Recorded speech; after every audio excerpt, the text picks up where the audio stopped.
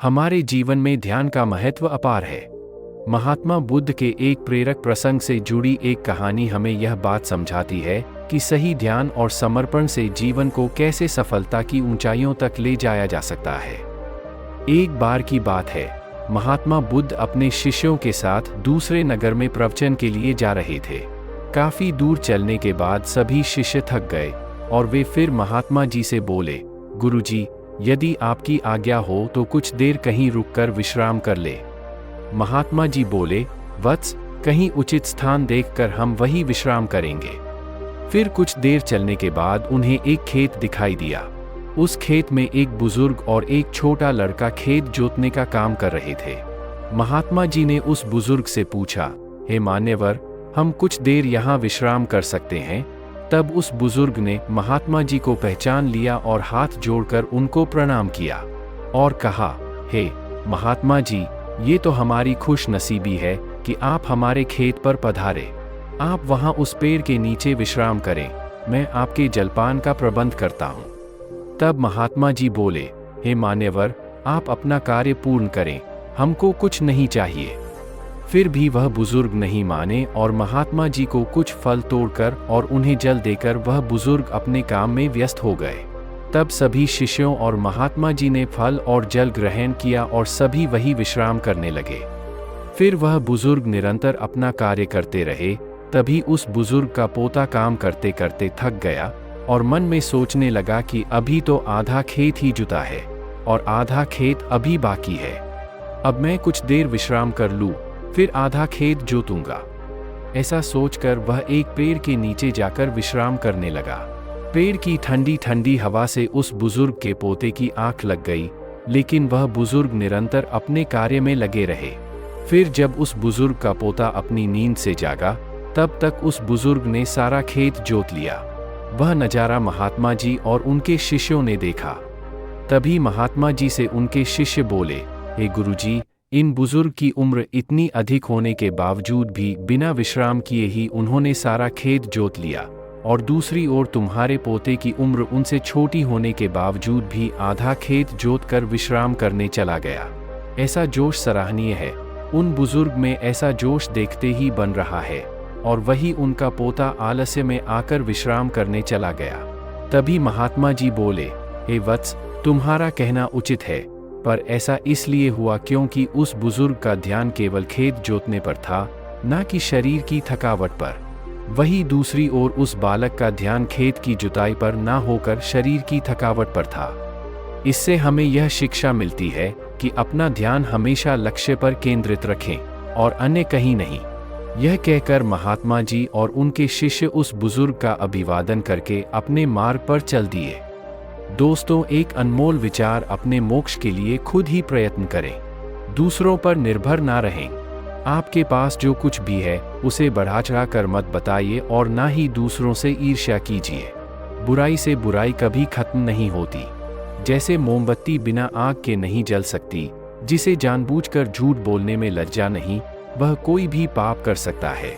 इसलिए तू यह हृदय में अंकित कर ले कि मैं हंसी मजाक में भी कभी असत्य नहीं बोलूंगा। जीवन में हजारों लड़ाइयां जीतने से अच्छा है कि तुम स्वयं पर विजय प्राप्त कर लो, फिर जीत हमेशा तुम्हारी होगी, इसे तुमसे कोई नहीं छीन सकता। हजारों खोखले शब्दों से अच्छा वह एक शब्द है जो शांति लाए।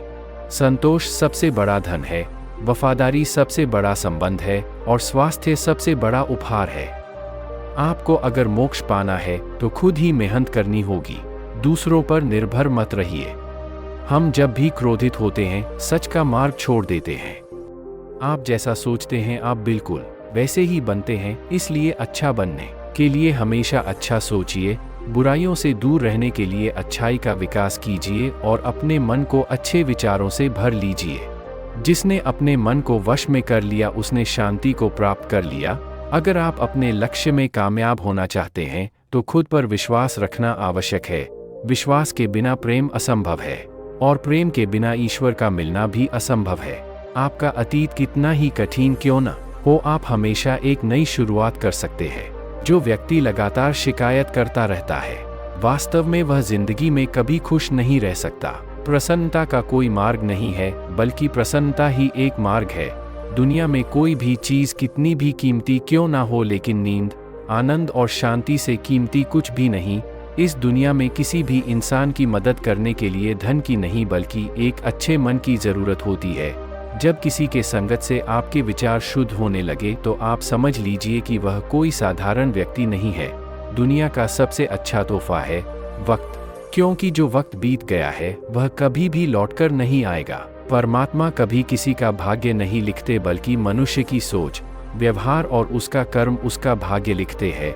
मनुष्य का सबसे बड़ा शत्रु है क्रोध, इसलिए मनुष्य को अपने क्रोध पर नियंत्रण रखना चाहिए। बुद्ध कहते हैं, अतीत पर ध्यान मत दो, भविष्य के बारे में मत सोचो, अपने मन को वर्तमान क्षण पर केंद्रित करो।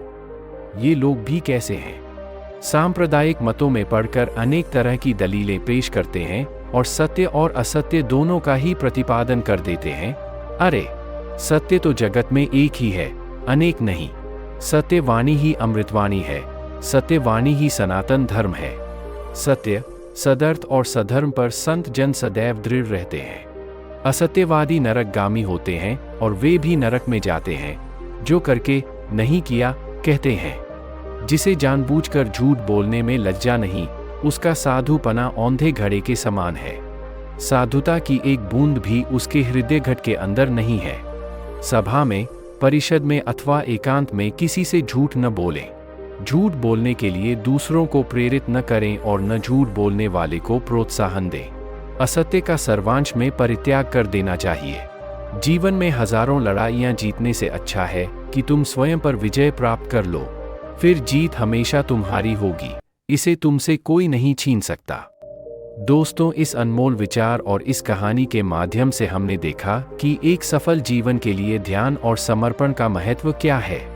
यह हमें याद दिलाता है कि अपने लक्ष्य को प्राप्त करने के लिए हमें समय समय पर विश्राम करना जरूरी है, लेकिन इसका मतलब यह नहीं है कि हमें अपने कामों में आलस्य पूर्वक ढलने की इजाजत है। सही ध्यान और समर्पण से हम समस्त चुनौतियों का सामना कर सकते हैं और अपने लक्ष्य की प्राप्ति में सफल हो सकते हैं।